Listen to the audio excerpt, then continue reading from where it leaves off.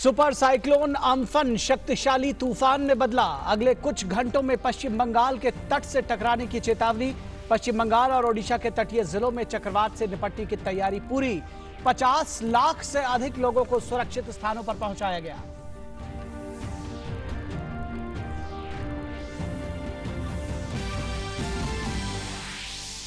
Amphan की तैयारियों पर प्रधानमंत्री नरेंद्र मोदी ने की समीक्षा बैठक। गृह मंत्री अमित शाह ने की पश्चिम बंगाल और ओडिशा के मुख्यमंत्रियों से बात। हर संभव मदद का दिया भरोसा। कैबिनेट सचिव ने भी राज्यों के साथ की समीक्षा।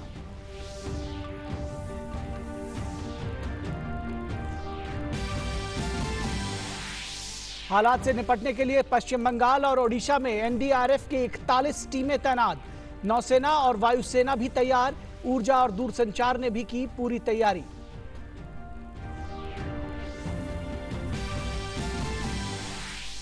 एक करोड़ के पार पहुंची आयुष्मान भारत के लाभार्थियों की संख्या। पीएम मोदी ने बताया गर्व का विषय। कहा डॉक्टर्स, नर्सेस समेत सभी स्वास्थ्य कर्मियों ने इसे बनाया दुनिया का सबसे बड़ा स्वास्थ्य सेवा कार्यक्रम। लाभार्थियों को दी शुभकामनाएं।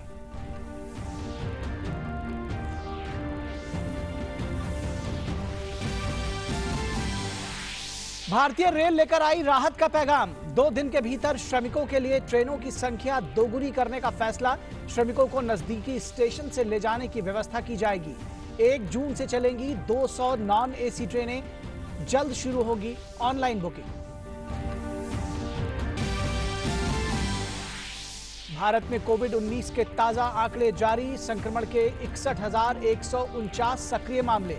स्वस्थ हुए मरीजों की संख्या 42,297, जबकि 3,303 लोगों की हुई मौत।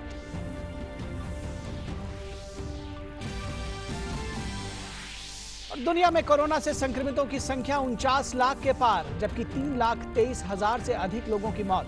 इटली और स्पेन से आगे निकला ब्राजील। WHO के सदस्य कोरोना पर संगठन की भूमिका की स्वतंत्र जांच कराने को तैयार। नमस्कार, डीडी न्यूज के इस बुलेटिन में आप सभी का स्वागत है। मैं हूं निखिल सिंह और आइए देखते हैं खबरों को अब विस्तार से। और इस वक्त चौतरफा सिर्फ अम्फन तूफान की चर्चा हो रही है, जो ओडिशा तट के करीब पहुंच चुका है और उसके असर से वहां के कुछ हिस्सों में बारिश शुरू हो गई है। अगले कुछ घंटे चुनौतीपूर्ण हैं, क्योंकि इस दौरान पश्चिम बंगाल और बांग्लादेश के तटों के बीच दीघा और हाटिया द्वीप से इस शक्तिशाली तूफान के गुजरने की चेतावनी मौसम विभाग की ओर से दी गई है। फिलहाल ओडिशा और पश्चिम बंगाल के तटीय इलाकों में तेज हवाएं चल रही हैं। ओडिशा के पारादीप तट से के पास 100 किलोमीटर प्रति घंटा से ज्यादा की रफ्तार की हवाएं चल रही हैं। बालासोर और भद्रक में फिलहाल हवा की रफ्तार कम है, जो आने वाले समय में बढ़ सकती है। एनडीआरएफ के डीजी एसएन प्रधान ने बताया है कि उनकी टीमें बड़े स्तर पर लोगों को सुरक्षित जगहों पर पहुंचाने का काम कर रही हैं। और मौसम विभाग की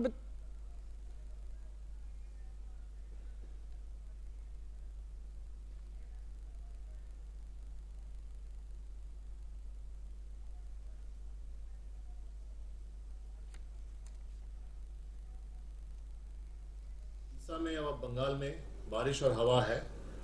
उड़ीसा में पारादीप तट के पास 100 से ज़्यादा किलोमीटर प्रति घंटे की हवा है और बालासोर भद्रक में अभी हवा की रफ्तार कम है, जो कि बढ़ सकती है आने वाले समय में।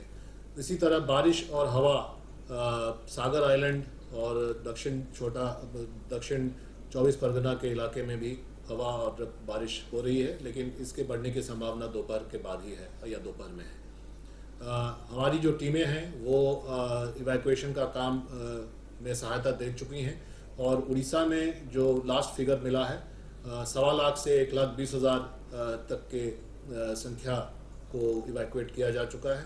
और इसी तरह जो बंगाल सरकार से डेटा प्राप्त हुआ है वो 3,30,000 का है, जिनको इवैक्यूएट किया गया है। जो चिंता का विषय है वो ये है कि हवा के साथ साथ स्टॉर्म सर्ज की बात है। और स्टॉर्म सर्ज जो होता है ये आज अमावस्या होने के चलते आज दक्षिण छोटा नागपुर और सागर आइलैंड और काकद्वीप आइलैंड में जो टाइडल वेव्स आएंगे या स्टॉर्म सर्ज आएगा वो 4 से 6 मीटर के होने की संभावना है, जैसा आईएमडी ने प्रेडिक्ट किया। और अमावस्या होने के चलते ये थोड़ा सा चिंता का विषय है। पानी अंदर आ सकता है, आइलैंड के अंदर आ सकता है। तो इसी के हिसाब से तैयारी हो रही है और स्टेट्स को भी ये बात कह दी गई है। उम्मीद है कि सब ठीक रहेगा और आगे रणनीति के हिसाब से कार्रवाई जारी रहेगी। ये अपडेट हम आगे भी देंगे। तो डीजी एनडीआरएफ का कहना है कि सब तैयारियां पूरी की जा रही हैं और सारे अपडेट्स दिए जाएंगे समय समय पर। वहीं मौसम विभाग के मुताबिक ये दूसरा सुपर चक्रवात है जो 1999 के बाद बंगाल की खाड़ी में बना है। मौसम विभाग के मुताबिक झारखंड, सिक्किम, मेघालय में इस तूफान के असर से भारी बारिश हो सकती है। इसके अलावा ओडिशा, बालासोर और भद्रक में इसका सबसे अधिक असर होगा। कि अम्पन एक सुपर साइक्लोन है। मैं आपको ये जानकारी दूं कि 1999 के बाद जितना साइक्लोन बने हैं बे ऑफ बंगाल में, ये सबसे इंटेंस साइक्लोन रहा है सुपर साइक्लोन के बाद। ये सेकेंड सुपर साइक्लोन है 99 के बाद। ये सुपर साइक्लोन को अभी मॉनिटरिंग के लिए हम सभी टूल्स एंड टेक्नोलॉजी यूटिलाइज कर रहे हैं। We have suggested that the affected people from the affected area should not come out of the houses, even because of trees can be uprooted and that can cause casualty. और बात ओडिशा की करें तो ओडिशा के हुकीटोला द्वीप में साइक्लोन अम्फन के प्रभाव से मछुआरों और स्थानीय लोगों को बचाने के लिए प्रधानमंत्री आवास योजना के तहत बने घरों का इस्तेमाल किया जा रहा है। यहां विशेष राहत आयुक्त ने कहा है कि आने वाले 6 घंटे बेहद चुनौतीपूर्ण है, लेकिन प्रशासन हर तरह की स्थिति से निपटने के लिए तैयार है।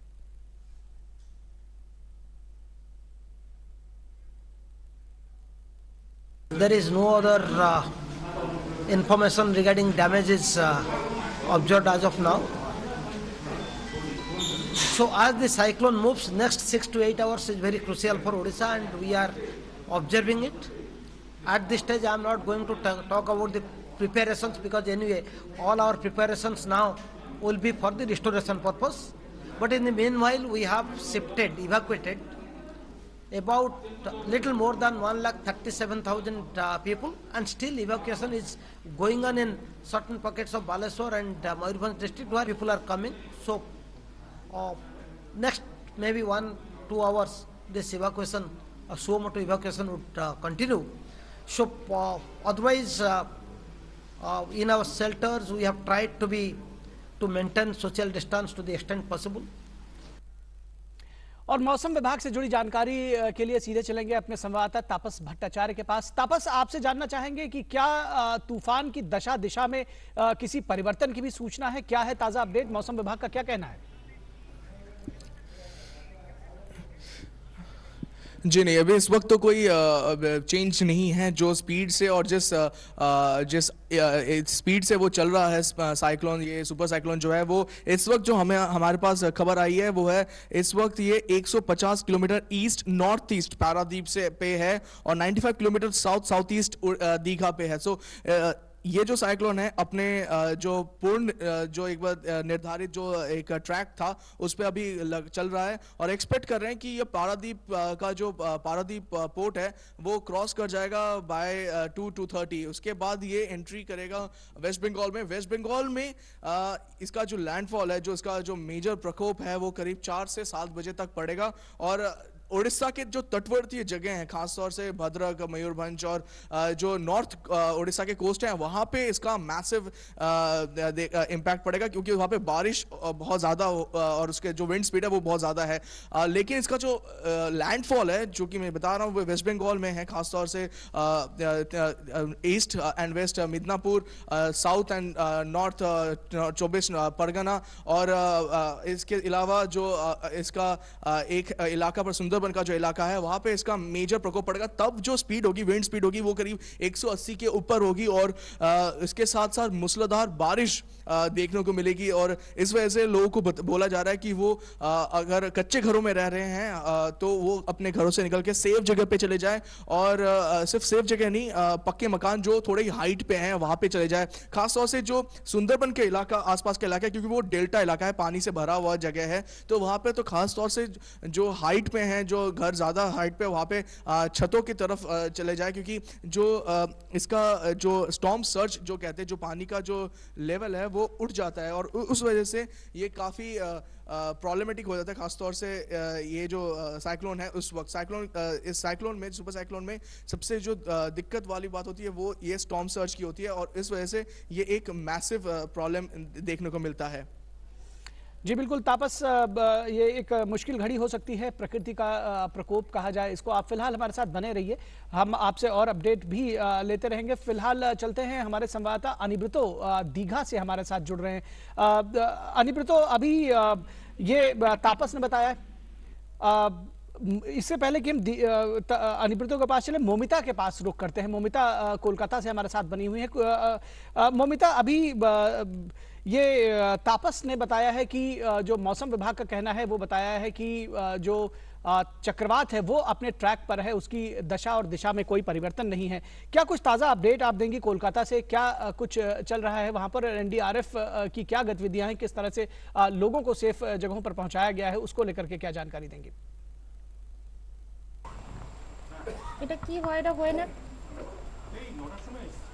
मोमिता, क्या आप हमें सुन पा रही हैं?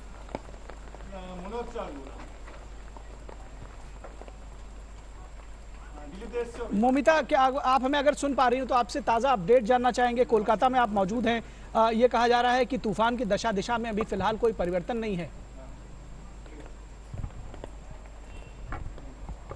मोमिता से लगता है हमारा संपर्क नहीं हो पाएगा। आपको 50 मिनट्स वेट करा मत जन्ना।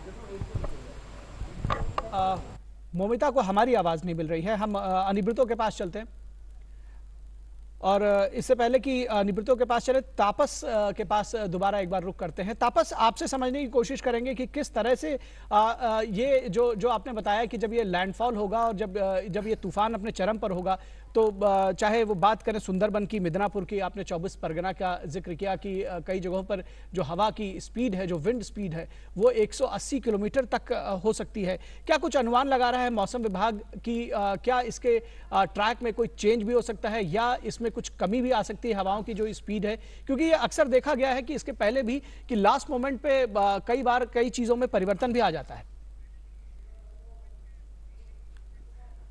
जी, इनफैक्ट निखिल, आपने सही कहा। इनफैक्ट अभी मैं आपको एक खबर देना चाहूँगा और आपके ज़रिए पूरे सबको, ये दर्शकों को ये खबर, अभी एक वार्निंग इशू किया गया है IMD उड़ीसा भुवनेश्वर की तरफ से और कहा गया कि इंटेंस स्पेल, मतलब भारी वर्षा का अनुमान लगाया जा रहा है कुछ डिस्ट्रिक्ट्स में। वो डिस्ट्रिक्ट्स हैं, मैं आपको बता रहा हूँ, जाजपुर, जगत सिंहपुर, धेनकला, कटक, बालासोर, भद्रक, मयूरभंज, कियोंझर और केंद्रपारा। ये जो जगह हैं, खास तौर से इन जगहों पे थोड़ी देर बाद यहाँ पे भारी वर्षा, मूसलाधार वर्षा की आशंका जताई गई है और लोगों को वार्निंग की दी गई है कि यहाँ पे ध्यान से ज़्यादा चले क्योंकि यहाँ पे बहुत ज़्यादा मूसलाधार बारिश होने की आशंका है। तो ये इस वक्त की ये वार्निंग अभी इसी वक्त इशू की है। आपकी जो बात, जब आपने इससे पहले जो क्वेश्चन पूछा कि क्या इंटेंसिटी कम होती है, जी हाँ, बिल्कुल इंटेंसिटी कम होती है। इसी का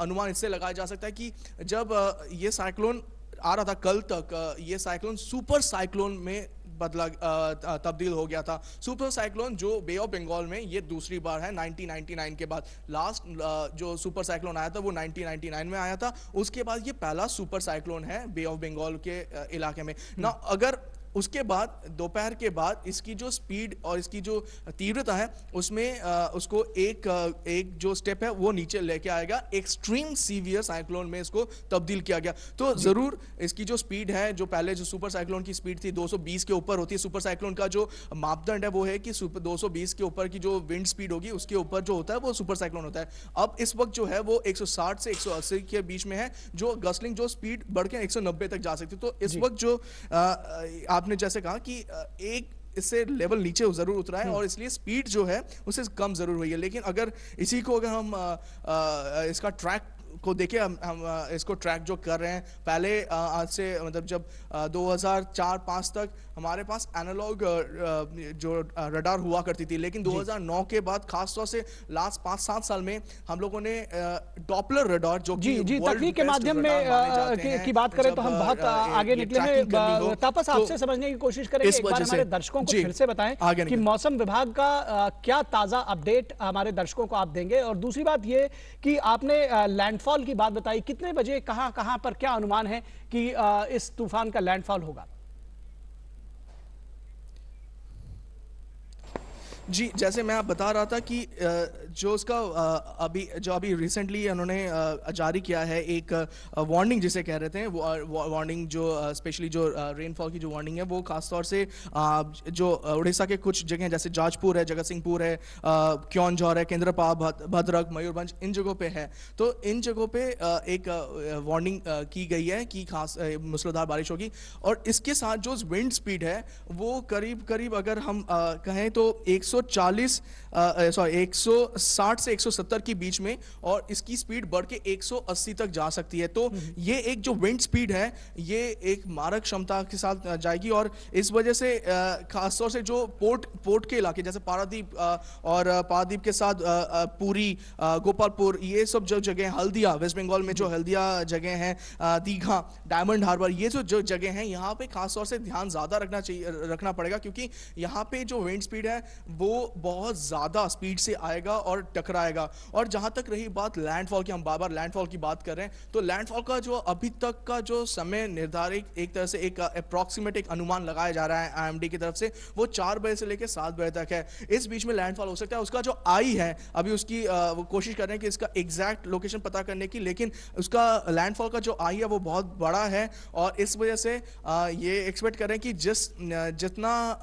जितना एक स्पीड से आपको शायद याद हो पिछले साल साइक्लोन फोनी आया था, जितना एक तरह से धमाका लगाया था साइक्लोन फोनी में, जितना लोग नुकसान पहुंचाया था, शायद उससे ज्यादा भी नुकसान हो सकता है अगर एहतियात ना बरती जाए तो। जी बिल्कुल, एहतियात लेने की जरूरत है। चुनौतीपूर्ण वक्त है बहुत। आप हमारे साथ में बने रहिए। तापस, हम आपसे और अपडेट लेंगे। फिलहाल चलते हैं मोमिता के पास जो कोलकाता से हमारे साथ बनी हुई है। मोमिता, क्या अपडेट आप हमको देंगी? क्या कुछ मौसम का रुख है? क्या मौसम करवट ले रहा है वहाँ? जी हाँ, फिलहाल के जो अपडेट है यहाँ, जैसे सुबह से मौसम बना रखा था कि काफ़ी परिमाण से बारिश जो है उसमें काफ़ी परिमाण से हैवी बारिश हो रखी थी, वो अभी भी वैसे ही है। जो हवा की जो रुख है वो अभी थोड़ी सी कम है सुबह के मुकाबले, लेकिन शाम तक जैसे जो चक्रवाती तूफान है उम्पन जो 4 से 7 बजे की करीब टकराने वाली है, तब उस जो हवा है उसमें और भी गति लाने की संभावना है। अभी फिलहाल हम मौजूद है कोलकाता में, और अगर हम जो एरिया जो हिट करने, जो साइक्लोन आके टकराने वाली है, जो एरियाज की हम बात करें, जैसे कुछ डिस्ट्रिक्ट्स है जैसे 24 परगनास है या फिर ईस्ट मिदनापुर है, सुंदरबन और दीघा है, वो सब इलाकों में अभी फिलहाल स्थिति काफी गंभीर है। हमने ताजा अपडेट जाने की कोशिश की है। वहाँ पे पानी जो है वो काफी निचले हिस्से से ऊपरी हिस्से में आ चुके, जो रोड्स है वो सब इनांडेटेड हो चुके हैं। उन सब एरियाज में लाखों की तादादों में लोगों को इवाकुएट किया गया है। तो फिलहाल की जानकारी तो यही है कि कोलकाता में अभी स्थिति उतनी गंभीर नहीं हुई है, लेकिन फिलहाल के समय में जैसे 2-3 घंटा और बाकी है, उसी समय में स्थिति और भी गंभीर हो सकती है। बिल्कुल, चुनौतीपूर्ण वक्त आ रहा है, प्रकृति का प्रकोप है। आप सभी अपने आप को सेफ रखें और जो भी अपडेट्स होगा वो हम आपसे लेते रहेंगे। फिलहाल आपका बहुत शुक्रिया मोमिता, इस तमाम बातचीत और जानकारी के लिए। और अब रुक करेंगे भुवनेश्वर का, जहां हमारी संवाददाता रिजवाना अख्तर और ज्यादा जानकारी के साथ हमारे साथ जुड़ रही। रिजवाना, क्या ताजा जानकारी देंगी? क्या कुछ भारी बारिश की भी चेतावनी है आपके पास?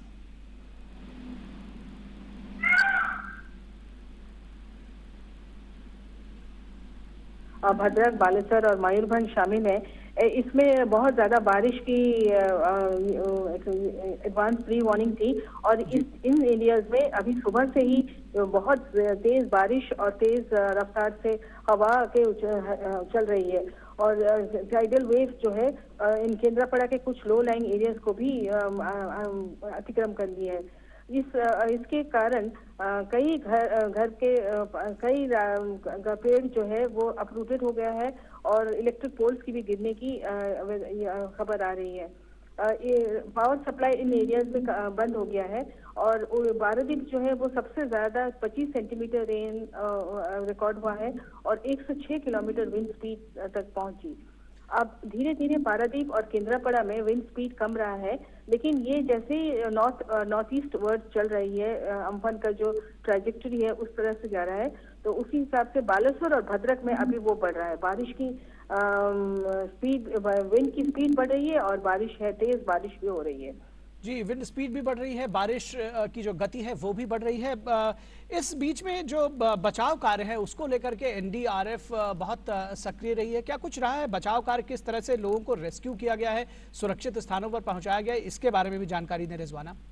जी, एनडीआरएफ और स्टेट की जो ओड्राफ है ये दोनों लगे हुए हैं रात से ही इवैक्यूएशन करने के लिए और लोगों को सतर्क करने के लिए कि आप वल्नरेबल एरिया से, लो लाइंग एरिया से कि आप साइक्लोन शेल्टर चले जाइए। इस बार ऐसा देखा गया था कि कोविड-19 के चलते कुछ लोग जो है उन्हें वो थोड़ा नाराज हो रहे थे, वो थोड़ा हिचकिचा रहे थे साइक्लोन शेल्टर जाने के लिए। इन सारी एरियाज में सुबह से भी एनडीआरएफ पर्सनल जो है वो लगातार मॉनिटरिंग कर रहे थे और लोगों को अपने घरों से निकल के साइक्लोनिक शेल्टर में जाने के लिए उत्साह करिए उनको बता रहे थे। अब साइक्लोन शेल्टर्स में उन्हें ये कहा गया था कि हर साइक्लोन शेल्टर जो है वो पूरी तरह इक्विप्ड है कोविड-19 को के लिए बचाव के लिए, प्रिवेंशन के लिए। वहाँ पर पानी, खाना तो मौजूद है ही और डीजल जनरेटर्स भी है पावर सप्लाई के लिए, लेकिन उसके साथ साथ मास्क है, सैनिटाइजर्स है और वहाँ पे सोशल डिस्टेंसिंग मेंटेन करने के लिए भी जगह रखा गया है। जी बिल्कुल, पिछले कुछ वक्त में एनडीआरएफ ने और जो बाकी बचाव की टीमें हैं उन्होंने बहुत अच्छा काम किया है और उम्मीद है कि इस बार भी वो उनका जो काम है वो दिखेगा और कम से कम जो जान माल का नुकसान है वो हो सकेगा। फिलहाल बहुत शुक्रिया रिजवाना इस तमाम बातचीत और जानकारी के लिए। और हमारे साथ में तापस भट्टाचार्य जुड़े हुए थे, आपका भी तापस बहुत शुक्रिया, हम आपसे भी अपडेट लेते रहेंगे। फिलहाल यहाँ रुकेंगे एक छोटे से ब्रेक के लिए, लेकिन आप कहीं मत जाइएगा, हम जल्द हाजिर होंगे।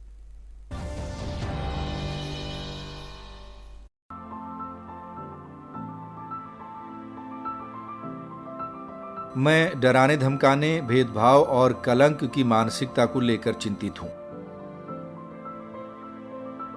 कोविड-19 के बारे में बात करने का सबसे अच्छा तरीका क्या हो सकता है? इसके लिए आप ये कर सकते हैं। रोग के साथ किसी स्थान या जाति को ना जोड़ें। याद रखें कि वायरस केवल किसी विशिष्ट आबादी, जातीयता या नस्लीय पृष्ठभूमि के लोगों को लक्षित नहीं कर सकते हैं। बीमारी से पीड़ित लोगों को कोविड-19 के मामले या पीड़ित कहकर ना पुकारें। लोगों के रूप में ही उनकी पहचान करें।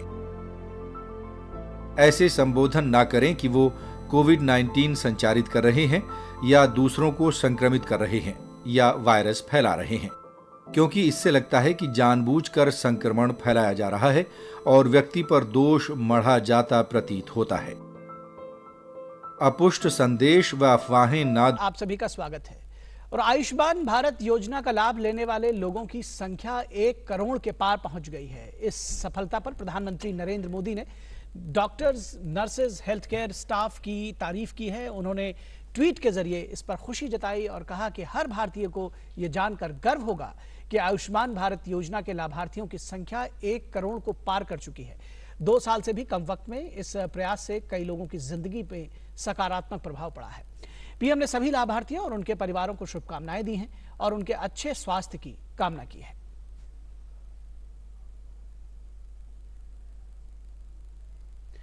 और प्रधानमंत्री ने डॉक्टर्स, नर्सेज, स्वास्थ्य कर्मचारियों और आयुष्मान भारत से जुड़े सभी लोगों की सराहना की और कहा कि उनके प्रयासों ने इससे दुनिया का सबसे बड़ा स्वास्थ्य सेवा कार्यक्रम बना दिया है। इस पहल ने कई भारतीयों, विशेष रूप से गरीबों और दलितों का विश्वास जीता है। आयुष्मान भारत का सबसे बड़ा लाभ पोर्टेबिलिटी है। लाभार्थी न केवल जहां वे पंजीकृत हैं, बल्कि भारत के अन्य हिस्सों में भी उच्च गुणवत्ता और सस्ती चिकित्सा देखभाल प्राप्त कर सकते हैं। और बात कोविड-19 की। भारत में कोविड-19 के ताजा आंकड़े अब से थोड़ी देर पहले स्वास्थ्य मंत्रालय की ओर से जारी किए गए हैं, जिनके मुताबिक भारत में कोविड-19 के सक्रिय मामलों की संख्या बढ़कर 61,149 हो गई है। इसी के साथ स्वस्थ होने वाले मरीजों की संख्या भी बढ़कर 42,297 हो गई है। बात करें मौतों की तो कोविड से भारत में अब तक 3,303 लोगों की मौत हो चुकी है। इस तरह भारत में संक्रमण के मामलों की संख्या 1,06,750 हो गई है। और भारतीय रेलवे ने श्रमिकों तक अपना संदेश पहुंचाते हुए कहा है कि वो अपने स्थान पर रहें, बहुत जल्दी उन्हें उनके गंतव्य तक पहुंचाया जाएगा, यानी श्रमिकों को नजदीकी स्टेशन से ले जाने की व्यवस्था की जाएगी। रेल मंत्रालय की ओर से 2 दिन के अंदर श्रमिक स्पेशल रेलगाड़ियों की संख्या दोगुनी यानी 400 रेलगाड़ियां रोजाना चलाने की व्यवस्था की जा रही है। प्रवासी मजदूरों के लिए भारतीय रेल का यह ऐतिहासिक कदम माना जा रहा है। अब तक कुल 1,600 ट्रेनों के जरिए लगभग 21,50,000 श्रमिकों को उनके स्थानों तक पहुंचाया जा चुका है। दरअसल रेलवे की ओर से कहा गया है कि राज्य सरकारें जरूरतमंद श्रमिकों को नजदीकी मेन लाइन स्टेशन के पास रजिस्टर कर उनकी लिस्ट रेलवे को दे, ताकि उनके लिए श्रमिक स्पेशल ट्रेन चलाई जा सके।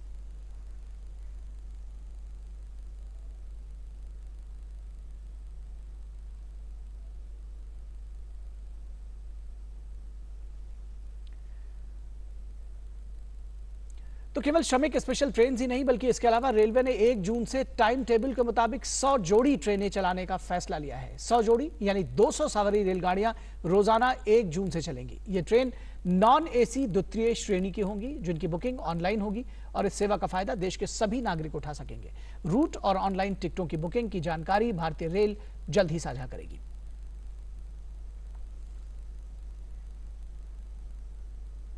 तो इस बुलेटिन में बस इतना ही, इजाजत दीजिए, नमस्कार।